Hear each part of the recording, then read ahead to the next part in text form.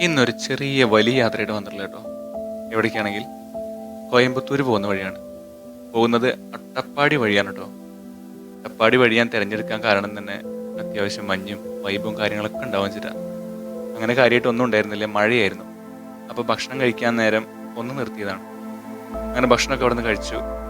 അട്ടപ്പാടിയുടെ main view പോയിന്റിൽ 5 minute നിർത്തി നേരെ കോയമ്പത്തൂർക്കാട്ടോ പോയത്. അങ്ങനെ കോയമ്പത്തൂർ ആദ്യം പോയത് ഉക്കട മാർക്കറ്റിലാണ്. മഴയായതുകൊണ്ട് ഒരു കാര്യങ്ങളും വീഡിയോ എടുക്കാൻ പറ്റിയില്ല. പറഞ്ഞ ഉക്കട മാർക്കറ്റിൽ പർച്ചേസിങ്ങിന് വേണ്ടി പോയതാട്ടോ. കാര്യമായിട്ടൊന്നുമില്ല, കുറച്ച് മാത്രം. സംഭവം കേരളത്തിനേക്കാളും വില കുറവാഞ്ചിട്ടാണ് അങ്ങോട്ട് പോയത്.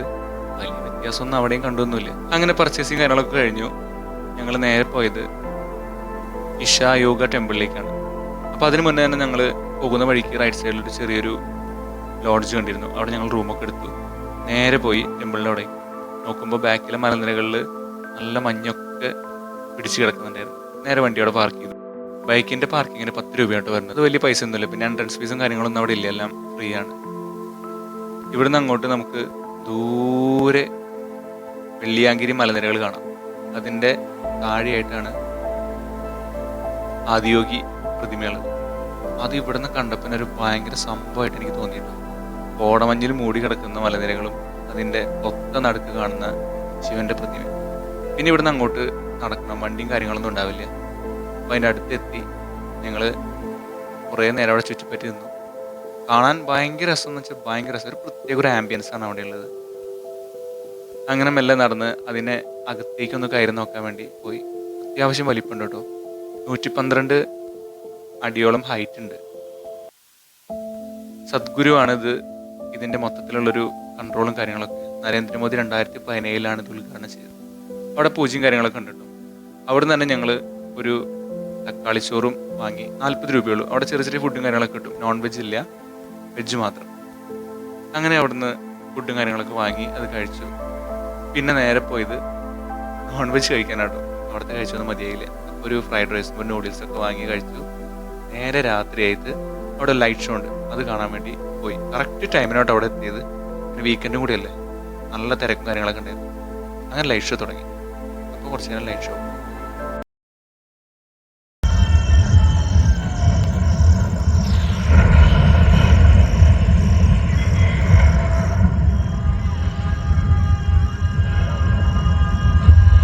Over 15,000 years ago, a being appeared in the upper regions of Himalayas. No one knew who he was, where he came from. The origins of this spectacular being were unknown.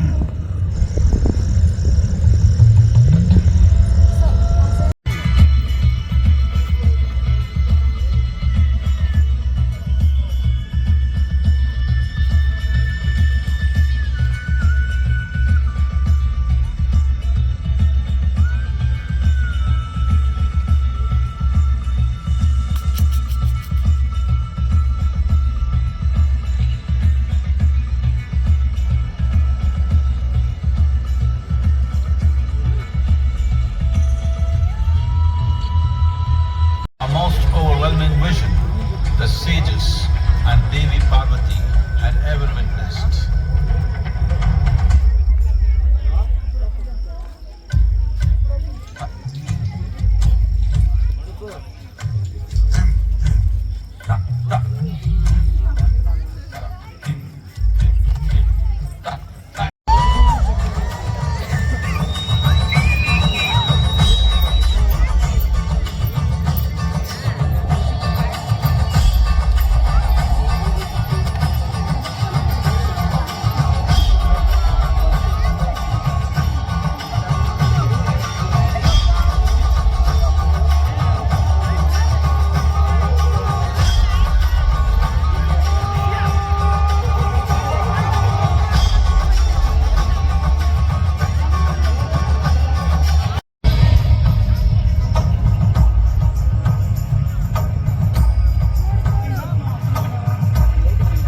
Seven sages, the Saptarishis, took the sacred science of yoga in all its forms to human habitations across the planet, which turned into crucibles of civilization. అందరూ ఒక photo చేద్దారా వీడికి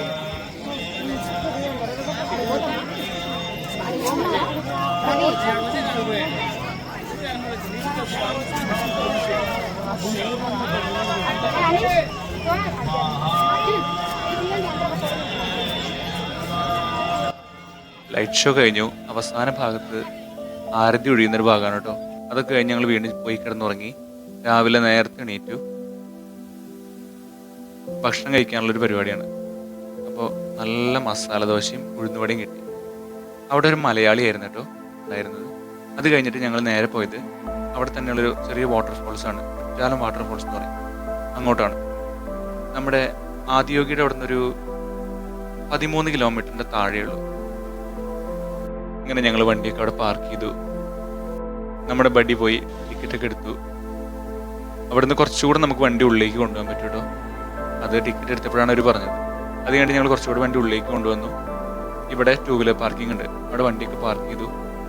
അവിടെ നിന്ന് മെല്ലെ നമ്മൾ ഉള്ളിലേക്ക് നടന്നു. അവിടെ പ്ലാസ്റ്റിക് ഒട്ടും തന്നെ കൊണ്ടുപോകാൻ പറ്റില്ല കേട്ടോ. അവിടെ നമ്മൾ ഫുള്ളായിട്ട് ചെക്ക് ചെയ്തിട്ടാണ് ഉള്ളിലേക്ക് കയറ്റി വിടുന്നത്. പിന്നെ അവിടെ അത്യാവശ്യം കുരങ്ങന്മാരൊക്കെ ഉണ്ട്. ഇവിടുന്ന് അവരുടെ വണ്ടിയിലാണ് നമ്മളെ അവർ കൊണ്ടുപോകുക. അത് ഓരോ ബസ് ഫില്ലാവുമ്പോൾ അവർ നമ്മളെ അങ്ങോട്ട് കൊണ്ടുപോകും. ഒരു 4 കിലോമീറ്റർ 5 മിനിറ്റ് 5-6 മിനിറ്റോളം മാക്സിമം ബസ്സിൽ യാത്ര ഉണ്ടാവുള്ളൂ. പോകുന്ന വഴിക്ക് നല്ല കാടൊക്കെയാണ്.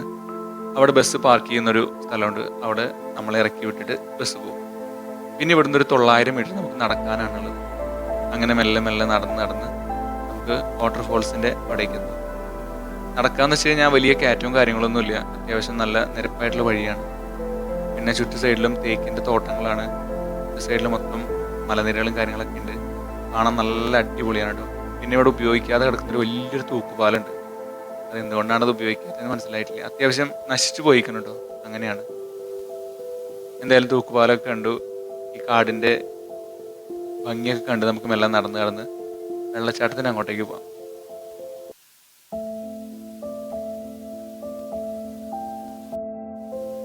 പോകുന്ന വഴിക്ക് അത്യാവശ്യം വ്യൂ പോയിന്റ്സും കാര്യങ്ങളൊക്കെ ഉണ്ട് കേട്ടോ.